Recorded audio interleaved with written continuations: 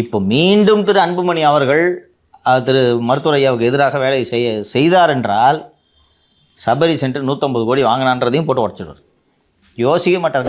இன்னொன்று அவருக்கு இழக்கிறது இனிமேல் என்ன இருக்குது? அவர் சொல்கிறது கரெக்டு தானே. நான் உருவாக்கின கட்சி இது.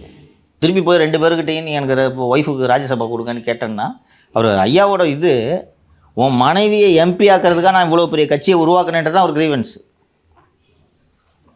இந்த சமூகம் முன்னேறதுக்கான அந்த கட்சியை உருவாக்கினேன்னா உன் பொண்ணை இளைஞர் அணி ஆக்கிறதுக்கு உன் மனைவியை எம்பி ஆக்கிறதுக்கான அந்த கட்சியை உருவாக்கினேன்றதை முடிவு பண்ணிக்க.